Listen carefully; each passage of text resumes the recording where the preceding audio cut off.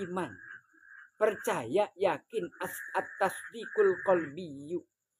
Keyakinan kebenaran yang bersumber dari hati, bukan karena ikut-ikutan, bukan karena musiman. Tapi saya sendiri merasakan keyakinan bahwa kalau saya istiqomah itu Allah berikan kemuliaan. Bahwa kalau saya istiqomah taat, Allah selalu berikan jalan keluar dari setiap persoalan yang saya hadapi. Dan Allah berikan rezeki dari yang tidak pernah kita duga sama sekali. Wala yashmiluha biwasfil am fanadru ilal wasfil khas al yakin wa muratibuhu minal iman wa ila wasfil am al yakin ziyadah alal iman. Wal musyahadah, adapun musyahadah, istilah lain daripada mukasyafah, menyaksikan dan merasakan secara langsung, mengalami langsung, disebut pengalaman spiritual. Musyahadah menyaksikan tidak hanya dengan mata kepala, tapi merasakan dengan seluruh anggota tubuh badan ini. Sadar, lahirnya batinnya sadar.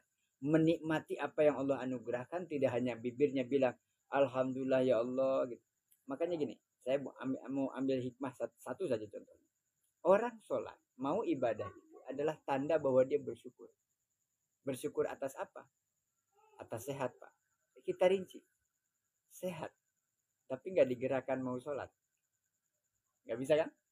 Ada nggak orang yang sehat tapi nggak sholat? Ada, berarti dia sehat badannya tapi hatinya tidak diberi mudah, tidak digerakkan sholat. Yang sehat apanya? Badannya sehat, kakinya Pak lagi masalah, luka, lagi ada masalah habis operasi. Bisa nggak? Saya mau sholat tapi kakinya luka, taruh kakinya yang sehatnya ke masjid.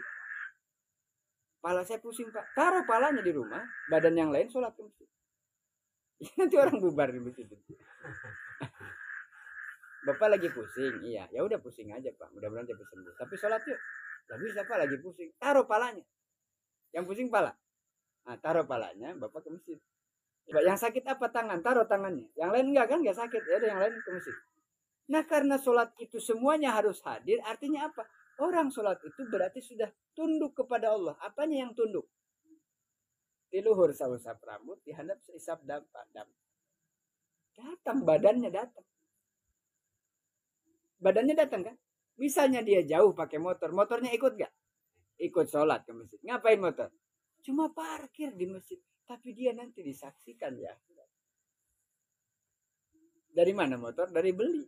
Uangnya dari mana? Ternyata uang yang dipakai beli buat motor itu, motornya dipakai buat sholat, dipakai buat ngaji. Baju mahal-mahal, mereknya apa? Ternyata dipakai buat ngaji, buat sholat. Ikut semua badannya, ikut fisiknya, ikut. Apa pikirannya di rumah? Otaknya nih. Kalau pikiran gak bisa dikendalikan di mana saja. Tapi kepalanya di masjid kan waktu sholat. Waktu dia sujud, kepalanya di atas apa di bawah? Di bawah, sujud. Yang sombong itu, yang angkuh, yang hasud, yang iri, yang dengki, yang malas, yang culas waktu sujud ditaruh di bawah kepalanya. Artinya apa? Nyerah nggak dia? Nyerah. Tahu nggak kalau dari belakang ada yang mau nembak? Lihat gak? Kalau dari belakang ada yang nusuk, tahu nggak? Nggak. Kenapa? Yakin banget kalau itu sholat apa? Apalagi kemarin soal kasus-kasus banyak imam-imam yang digituin kan, ada aja kasus. Apa saya nggak deg-degan yang imam? Tahu nggak di belakang ngapain saya tuh? Saking kita tuh pasrah sama Allah. Oke, imamnya sudah fokus. Jamaah yang sab satu kan nggak gini-gini terus kan, aman kan? Apalagi subuh nggak ada orang. Iya nggak? Takut nggak tuh? Tiba-tiba ada yang masuk gubrak gitu, langsung wah, langsung nengok, kaget. Angkat tangan, coba. Untungnya di kita aman, sholat isya aman. Itu sudah dikasih aman. Kita di sini aman gak ibadah? Mereka yang di sana yang tidak aman ibadah masih dijaga. Kita yang aman kan? Dulu COVID masalah, sekarang nggak COVID sama juga. Apa sih pengennya orang? Nah ya, alasan apa lagi nanti di hadapan Allah itu? Nggak ada, nggak bisa. Nah maka itu orang yang betul-betul diberikan keimanan yang benar, maksudnya dibuka pintu hatinya, masuk ketenangan di dalam jiwanya. Ini bentuk rupa dari salah satu di antara tingkatan ilmu yang harus dipelajari supaya imannya kuat. Al-musyahadah, menyaksikan dengan segenap anggota tubuh itu berarti bersaksi seluruhnya. Matanya, hidungnya, telinganya, badannya, kaki, tangan, semua kepala ikut sholat. Wudhu ikut, sholat ikut. Setelah itu dia pulang, dipakai apa? Ada yang bekerja, ada yang istirahat, ada yang aktivitas, bantu istrinya, bantu anaknya, ngasuh anaknya. Sudah, yang penting tadi sudah setor sama Allah. Udah ketemu sama Allah tadi zuhur. Sekarang ngapain ya Allah, saya sudah sholat nih. Silahkan bertebaran di muka bumi, cari anugerah yang Allah sudah siapkan di mana aja. Maka setelah sholat orang ada yang balik lagi ke kantor, ada yang ngurusin kerjaannya, ada yang aktifin lagi itunya aplikasi online-nya, Gojeknya, Gokarnya, apanya semua aktifin. Silakan. Nanti ketemu asar, setor lagi sama Allah bilang, ya Allah tadi alhamdulillah dapat 3 order, ya Allah alhamdulillah bisnis saya ini boleh nih. Terima kasih alhamdulillah. Dah silakan terusin lagi mau ngapain kata Allah. Silakan kerjain lagi. Waktunya pulang istirahat, aktivitas yang lain. Nanti maghrib setor lagi sama Allah, cerita lagi sama. Kalau sehari 5 kali curhat sama bos, kira-kira ya curhat tuh bukan ngomongin masalah, tapi laporan hasil kerja. Gimana man? Aman man? Selesai man? Amun bos. Beres bos. Ya dah lanjut ya, lanjut. Ketemu asar, bos, deal bos, transaksi. Syukur dah bagus. Ketemu lagi maghrib. Besok ada lagi bos jadwal transaksi. Seneng gak bosnya? Ente emang. Allah tuh kalau udah senang sama orang diumumkan di langit ke malaikat. Wahai para malaikat, saya senang sama orang ini. Jadi kamu umumkan ke seluruh malaikat supaya semua malaikat menyenangi dia. Malaikat Jibril umum pengumuman kepada malaikat di langit, suruh turun ke bumi, kasih tahu yang di bumi bahwa Allah cinta kepada orang ini. Dan karena Allah cinta, para malaikat di atas itu cinta kepada orang ini, maka kalian di bumi cinta kepada orang. Semua dikerahkan, digiring sama Allah supaya datang ke orang itu. Itu maksudnya. Berkah itu bisa datang dari atas, bawah, kanan, kiri, depan, belakang.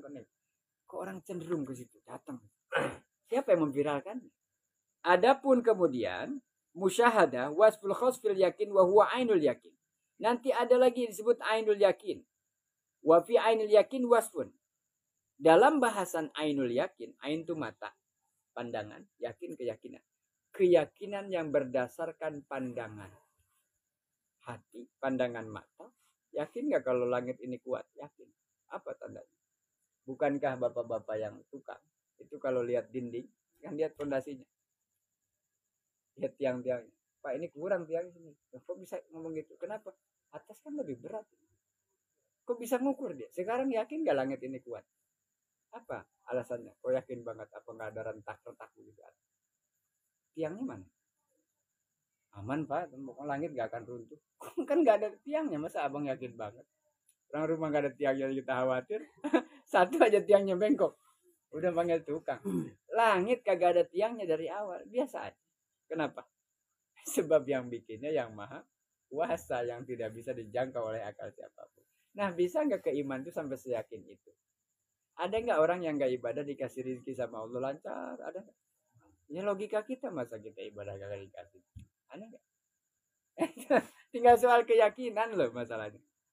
Tinggal soal kita keyakinannya utuh, jangan mudah terpengaruh, jangan mudah. Al yakinu la yuzalu bisya. Itu ainul yakin adalah keyakinan yang terlihat, yang terasa, langsung kita rasakan. Itu ainul yakin. Kalau ilmu yakin tadi belajar dulu yang banyak. Dari ngaji-ngaji ini yakin gak yang tadinya kita nggak tahu jadi tahu? Nah kan yakin kan? Oh berarti bener nyatanya. Ayat kitab nanya. Oh berarti yang dimaksud orang bertakwa katanya ada jalan keluar dan diberi rezeki yang tidak diduga, itu ada dalilnya. Dari ngaji jadi yakin. Itu ngaji. Ilmu yakin. Ainul yakin. Tidak cuma tahu, tapi saya ngalamin Pak. Bener luar biasa itu ya, ada ayatnya. Itu 2. Hakul yakin nanti. Apa nih hakul yakin? Fahakul yakin idan faukul musyahadah. Di atas musyahadah. Tidak cuma ngerti, tahu, paham, tetapi juga ngalamin. Lalu apa yang terjadi pada hakul yakin? Adalah muatinahu wa mustaqirruhu fil akhirah wa fid dunya minhu lamhun yasirun li ahli. Dia akan meyakini kebahagiaan dunia ini hanya sebatas, sekedar. Mau apa yang kita cari itu sebatas. Tapi kebahagiaan dia akan dia siapkan, tanamkan untuk kebahagiaan yang bersifat abadi. Saya cinta sama istri ya, Neng, Mah, Dah, Bun, Yang. Semoga kita selalu bersama selamanya. Sampai kapan ya? Sampai nenek kakek. Berarti cuma segitu. Nenek kakek kan 2 berarti kan? Nah sampai mati. Ya habis mati kan bisa. Dia nikah lagi nanti kan? Ini mah enggak. Sampai akhirat. Artinya apa? Nanti di akhirat dibangunin lagi. Dibangunkan lagi. Lalu dipertemukan lagi. Jangan sampai istrinya di surga, suaminya di neraka. Naudzubillah. Kan pengennya bareng. Katanya cinta dunia, akhirat. Pengen jadi imam dunia dan akhirat. Supaya kita nih di dunia nih baik. Istri baik, anak baik. Dek, da, ma, pa, ya. Kita ngumpul sekarang di dunia. Bareng-bareng lah kita sholat. Ayah mah laki-laki ke masjid. Mama di rumah sholat. Jangan sampai nggak sholat. Anak ajarin ya sholat. Ayah kerja. Mama ajarin dah anak ikro. Gak bisa aku pak. Ada madrasah deket. Masukin madrasah aja. Yang penting kewajiban kita gugur. Apa yang dibutuhkan? Tas ya.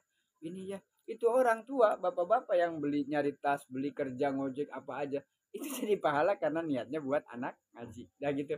Nanti nih bapaknya dulu apa ibunya dulu apa anaknya dulu meninggal disimpan sama Allah di alam barzah disimpan. Anaknya duluan meninggal tabungan investasi. Yang pertama kali jemput anak ini orang tua yang tadi nih bapak ibunya jemput di akhirat ya anak ini. Ayah sini rumah kita sekarang baru di mana maksudnya di surga kan siapa yang jemput anaknya itu yang disebut wildan. Para pelayan surga itu adalah anak-anak yang meninggal di saat mereka sedang masih belum akil balik. Yang meninggal bapaknya dulu yang soleh. Nanti istrinya akan bersenandung, mungkin memanjatkan syair, menuliskan puisi. Ayah, sementara ini kita berpisah. Nggak apa-apa. Saya ikhlas dan itu. Tapi doaku sepanjang hayat untukmu. Nantikan aku di surga nanti. Tolong tunggu saya di ruang sekian. Coba sampai segitu bisa nggak? Supaya jangan cepet hari ini janda, besok udah update. Jangan kayak itu. Sendiri deh. Baru juga kemarin ke-7. Udah ada yang ngapel. Tahan dulu Pak. Kalau cintanya sampai melekat ke dalam hati sampai akhirat, ya pasti dia akan bertahan dan menikmati kebersamaan dengan suaminya walaupun sudah tidak di dunia. Dia merasakan kehadiran dalam hatinya. Dan doanya nggak putus-putus. Si suami yang meninggal, istrinya yang duluan misalnya. Enggak, bukan gak boleh nikah lagi, boleh. Kan syariat boleh. Cuman jangan sampai sebatas itu cintanya. Dulu si cinta deh, sekarang kamu kan udah gak ada, maaf ya. Supaya nanti kumpul lagi di akhirat. Jangan cuma sebatas dunia. Jangan, kalau bisa gitu. Usahakan. Nah itu tujuannya orientasinya akhirat. Kalau sudah begitu nanti musyahadah ini ada, tujuan orang yang hakul yakin, dia meyakini betul tanpa ada keraguan sama sekali bahwa ketaatan yang sekarang dilakukan, istiqomah yang sekarang dijaga, tidak bersifat sementara, tapi bersifat abadi.